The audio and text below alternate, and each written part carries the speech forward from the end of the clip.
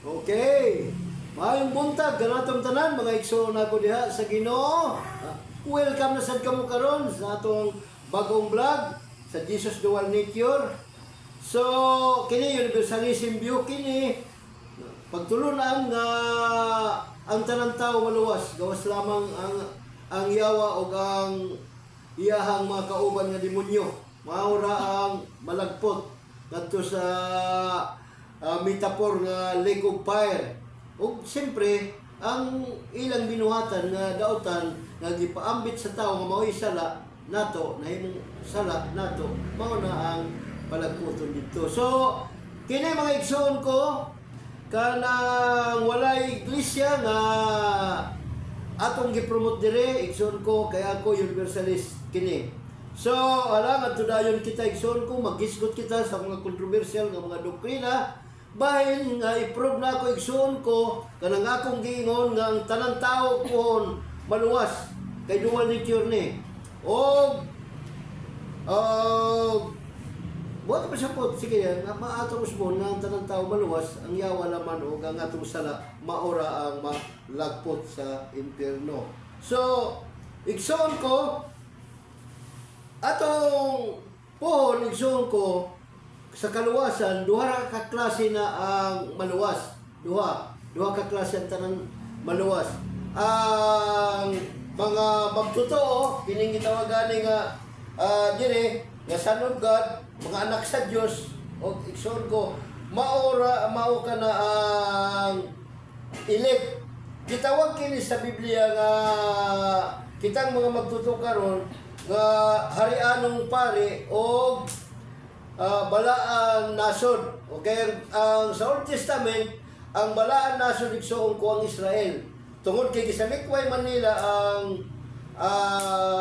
si Kristo sa pag-anhi, ang ebanghelyo, nag-recruit si Kristo og mga tinun-an nga mao na kita karon igsoon ko ang harianong pare, harianong harianong mga pare o kanang royal holy nation, balaan nga nasod. So naman ni rulang naman kita say magka kuanta masayo po sa ita.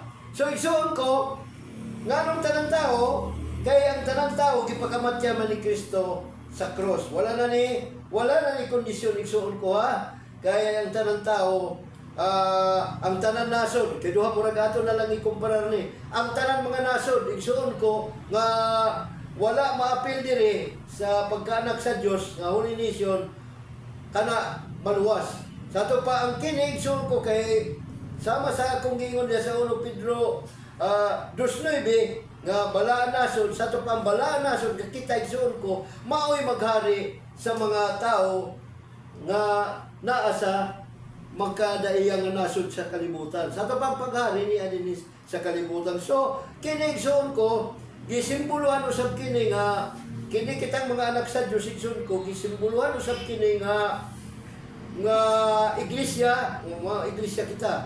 O gisimbuluhan po na nga pangunahin bunga, first fruits. O 144,000. Okay. Nga balaang nasod. Pero igsoon ko, kining 144,000, dili ni literal nga pag-ihap nga 144,000. Dili lang ka 144,000. Igsoon ko ang maluwas. Tungod kay kay sa daan kasabutan igsoon ko, matag tribo sa 12 ka anak ni Ephraim na ay 12,000 ang pag-ihap nila. So, gipattern lang ni sa bagong kasabutan. Pero timban niya, dili ni kay 144,000 lang ha. Okay. Kay sa Old Testament, ang mga lalaki lang. Pero dili, igsoon ko lalaki babae sa Old Testament, ana. Ang pag-ihap nila. Pero dili literal nga 144,000 tanan lang ang nakasulod sa gingharian sa Dios kay aron maghari sa mga nasod po. So, diri kita sa Pinadayag City igsoon ko, komentaryo nato ni tagsa-tagsa para na ko ipamatuod igsuon ko nga kita nga mga Christian nga gipatikan kita igsuon ko sa Holy Spirit, gitawag kita nga balaang nasod o kanang first fruits. Okay.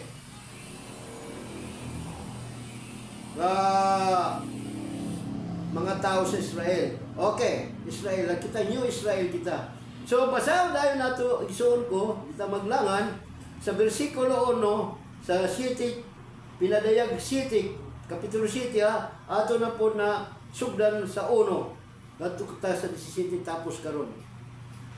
Tapos ni nakita ko ang nga nagtindog na upat ka iskina sa kalibutan, ang upat ka anghel nga nagpugong sa upat ka hangin ni aron walay hangin nga moros sa yuta, sa dagat o sa bisan unsang kahoy.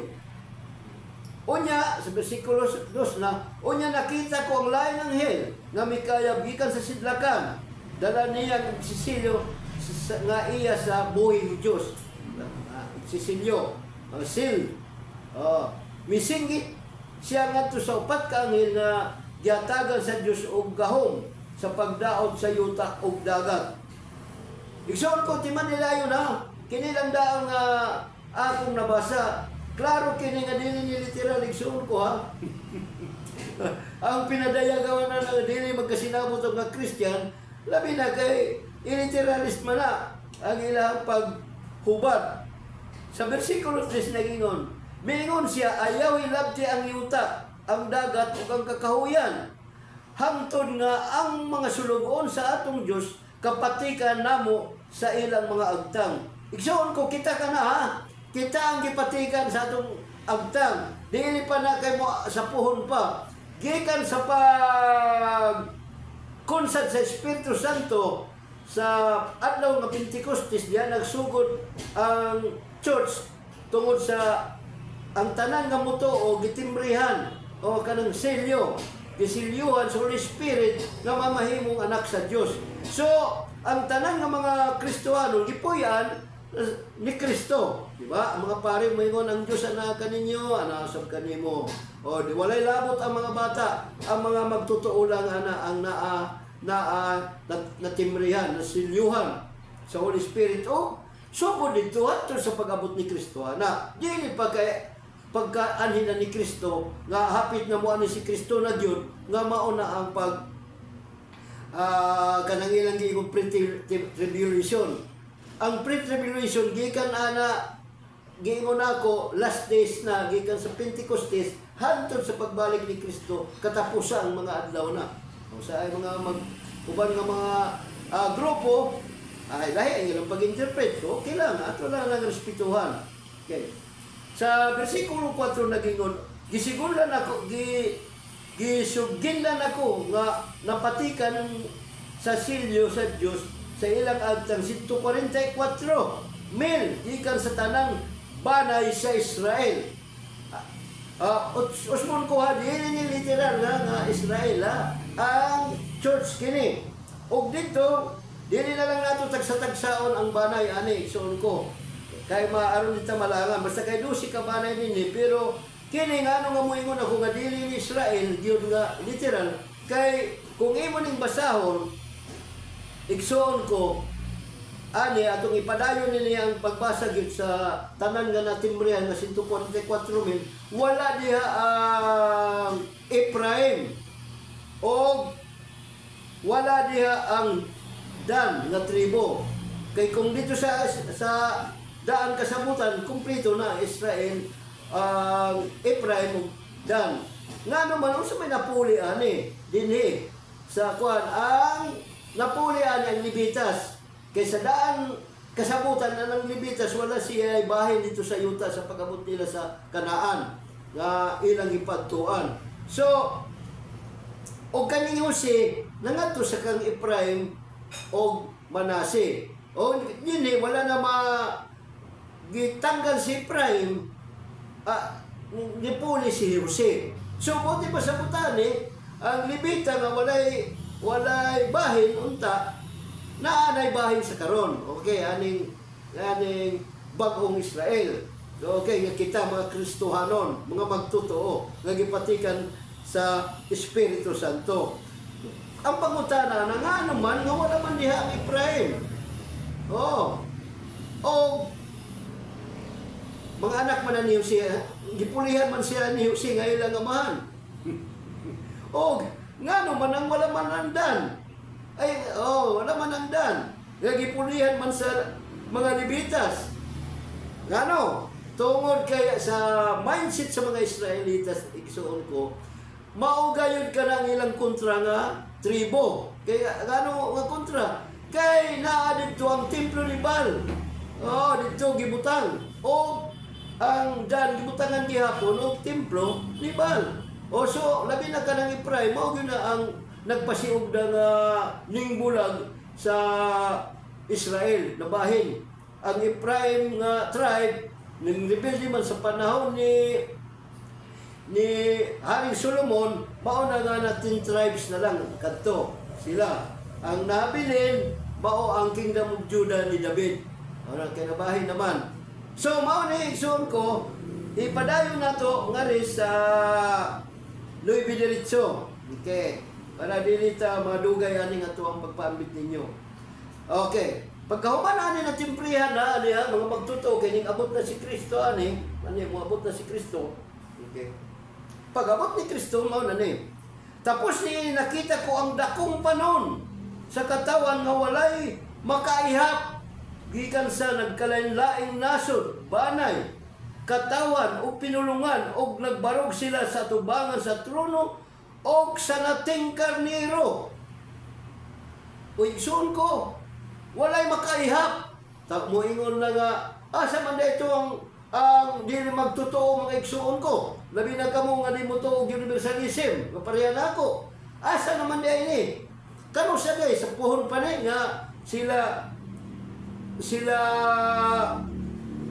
ipanglabay. Wala na ipanglabay. Kaya nga daw wala ipanglabay dito sa linaw kalayog igsoon ko ang tanan mga nason nga dili mayap.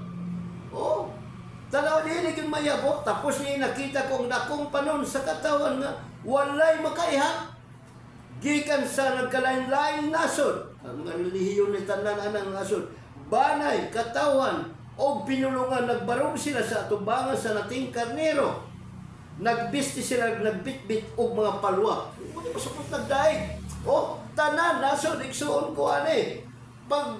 Siyempre sa judgment na, kanang abot ni Kristo sa bodily resurrection, gipanaon tanang tao. Og mao ni ang nakasulatan ni nga, alang nagkapila, di na mo pabanhawa mga tao. Kini sila igsuon ko dito na ni, sa trono. Okay okay. Naninggit sila. Ang atong kaluwasan nagikan sa atong Diyos na naglingkod sa trono. O gikan usab sa nating karnero. Timani na kamong mga oneness niya nga pareha kang kibulo, yung mga modalism, bio, nga si Kristo mao'y amahan, si Kristo mao'y anak, si Kristo mao'y Espiritu Santo, sayop na gyapon na igsuon ko. Dire ang nating karnero nagsimbolo kang Kristo di lahi o ang naa sa trono siyempre ang ama ni Kristo nga maong Dios. Okay? Okay. So sa bersikulo 11 nagingon, nagalero ng tanan anghel sa trono, lakip ang mga pangulo ug upat kabuhing binuhat. Unya nang hapas sila sa tubangan sa trono ug misimba sila. Siyempre mga anghel musimba gyud. O kapil ka ng mga dili mayhap ng mga tao. Pero ang pangutana, asa naman ang 144,000? Ay, ilit to. Naka-dynasty kingdom. Ito mga hari-anong nasod ni. Ang kining diri nga naiskutan na gikan sa 9, nga sa versikulo nga itong pasahon pa, mga nasod ni nga harian. Sa 12 nagingon, og moingon, amen. Ang pagdaig, himaya, kaalam, ng pagpasalamat pasidungog, gahom, ug kusog, iya sa atong Diyos, santod sa kangturan, amen. Wala magingon ha, duha ang Diyos ani ha, usa ra gyud ang Diyos. Okay. Pero si Kristo, Diyos yun na siya, nagpagkatao. Ana, nahimo namang persona si Kristo. Sa ato pa, ang Diyos, dili man yun makita, kaya dili yun na siya tao.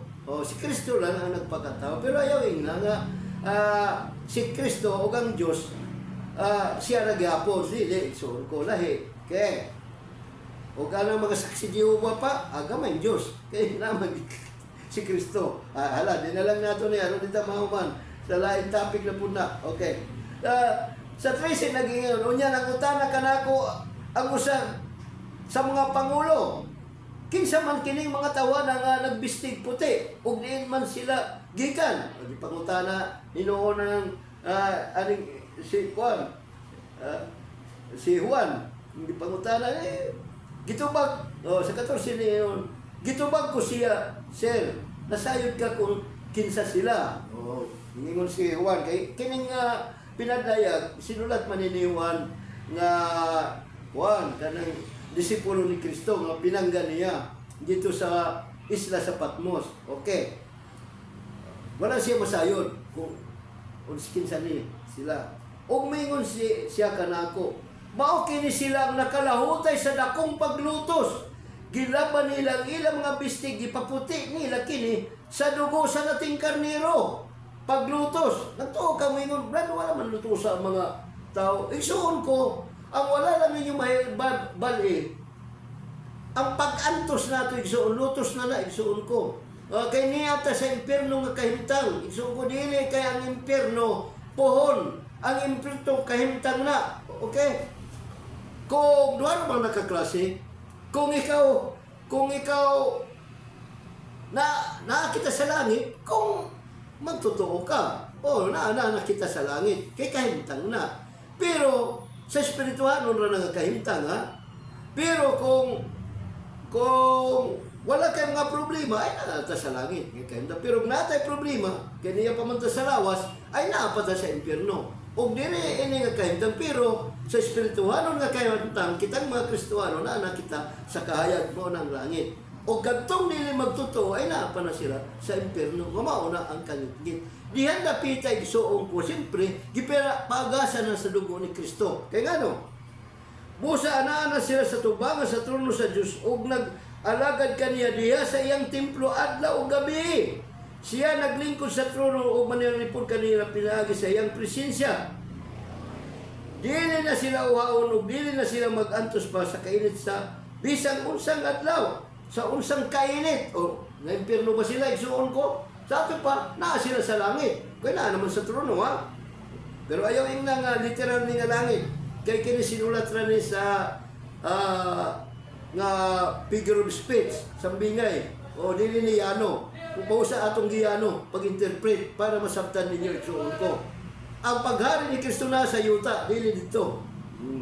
Di ba pag ampo nga, igat, ama ni, diri ang imong pagbuot, i-agarin mo ang imong gingarian, kasama sa imong pagbuot dito sa langit. Mauna ni, pag abot ni Kristo, ang gingarian, nini na imuntar. Tanawa, kung sa ingon, kay ang nating karnero nga naa sa taliwala, mao'y magbantay o magaygiya, ngadto sa tinubdan sa mga buwing tubig, pahiran niya ang tanang luha sa ilang mga mata. Igsuon ko, igsuon ko, na di ay diri, wala na ako nabasa. Di ay, balikan na ako gamay. Sir, nasayod ka kung kinsa sila. Ug mingon siya kanako, mao kini sila ang nakalahutay sa dakong paglutos. Gilabhan nila ang ilang mga bistis o gipaputi nila kini sa dugo sa nating karnero. Paglutos gud. Gipaputi, kano sa gipaputi? Ay siyempre pagani ni Kristo. Dili na kaingon nilansang pa si Kristo sa pohon. Kung dili karong panahon na igsuon ko, hagbayan na gipaduguan ni Kristo sa cross. Spiritually speaking, igsuon ko, ang tanang tao igsuon ko, wala na ginay sala. Pero sa spiritual, pero sa lawas, ay naapanay sala parihan nato. Amen? Sa ito pa, wala, duha ka klase, ka na kung duha ka klase pohon. Ang tanang nga mga nasod pohon, nga dili mayam, mao'y atong paghaharian. Pohon. Tanawa. O mag-alagad sila diya sa iyang templo adlaw gabi. O tanawa. Kung imo ni kumpara rigsuon ko kanang mga naa sa dynastic kingdom, kita nga mga hariano na so dili na kita magsigig daig adlaw gabi. Nalimang kag adlaw gabi magsigig kag daig. Nagdaig na gani kita karon panahon na nanimba kani kita karon. Unya po magsigig tag walay pahulay nga pagsigi dinaig. Buti pasabot kini sila mga minority rin sila na to. O kita elite kini sila. O kung baga sa Bible pa nakakita nagkadawat kita heavenly crowns o kana mga harianon banay magka nasod. O kini sila ato ra silang pustol. Sa to pa ato ra silang mga alalay. O kasi mo na importante so kung ikaw magtotoo. Kaya ang pagsunod sa ginganalili ka basta-basta. Kung sa gobyerno ang pagsabot, murag ka kita honorable. Okay? Honorable kita. Pero honorable kita. Kaya nga ano sa mga honorable kita? Tungkol sa pagpili na ito kang Kristo, pagtuo, pinili kita sa Diyos. Kaya nga ano, aron kita magdumala sa kinarian. O pohon.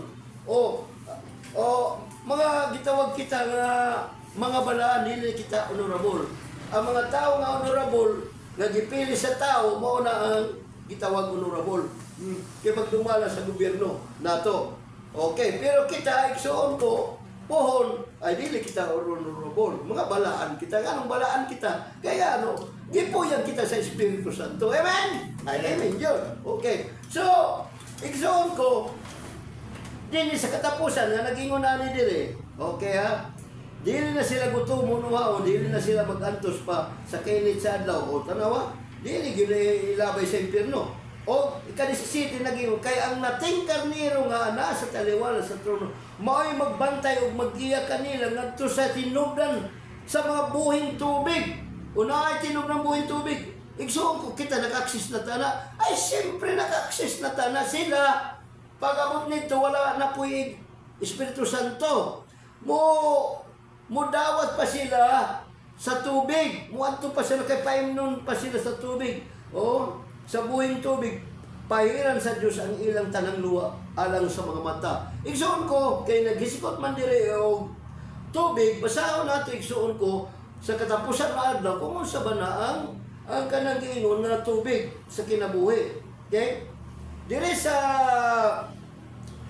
Juan City, 30 City, nga dini pa si Jesus sa kalibutan, nagingon din sa versikulo 30 City, na ining city, nagingon, ang katapusan na daw sa pangilin, mao ang labing importante sa maong adlaw, mibarog si Jesus ug mingon sa kusog nga tingog. Abili mo ni kini nga kapistahan sa Saudiyo, gitawag ni nga Feast of Tabernacles. O duha ang unang balaang adlaw nila sa first day nila, balaan pa nagtigom nila. Ang katapusan nga, kuan sa last great day, ikawalo na sa ikawalo, katapusan adlaw, igsuon ko, mao ka nang gisimbolohan igsuon ko sa pag-abot ni Kristo. O, pag-abot ni Kristo sa judgment, mao na ni siya. Nga nahuman na. Katapusan na daw human na. So, ang buti pasabot niya din sa ilang kapistahan, o mingon sa kusog nga tingog. Ang gihaw, kinahanglan muari ka nako o muinom. Sumala sa gingon sa kasulatan, gikan sa singkasing niya nga muto ka na kung magdagayday ang mga sopa sa tubig nga naghatag og kinabuhi. Na usa man ni Brad Lando nga sapal sa tubig nga kinabuhi, digan ni na literal kay si Kristo basta musulti nga to sa kadaganan kasagaran na mga parabol mo dili ano mga sambingay. Karon dili mismo nagingon sa 30 sa 39 naingon ang ipasabot ni Jesus niini mao ang Espiritu Santo nga hapit na modawat sa mituo kaniya. Yatong higayuna, wala pa'y kahatag sa Espiritu, kay ang Espiritu, kay wala pa man mabayaw si Jesus nga to sa himaya. So, kano siya man gihatag ang espiritu anang panahon na sa panahon sa Pentecostes kini og kanang mga Kristohanon igsoon ko kita nga magtutuo karon nakainom na ta ana nga kinabuhing dayon nga naa sa to ang kasing-kasing igsoon ko. So mga igsoon ko pohon pa-accession pa sila pohon para pod sila makainom sa Espiritu Santo nga pareha nato igsoon ko. Di man igsoon ko mo inom sila kay aron sila makabaton gyapon og kinabuhing dayon. So mga igsoon ko kadto lamang ang akong ipambit nining adlaw o kung nahimuot man kaning ako ang pagpaambit ka ninyo, please lang i-like, share kining atong vlog o labing importante subscribe. O kini si Brad Lando Ligaspin magayon kaninyo. Daghang salamat sa inyong pagpaminaw. God bless kanatong tanan.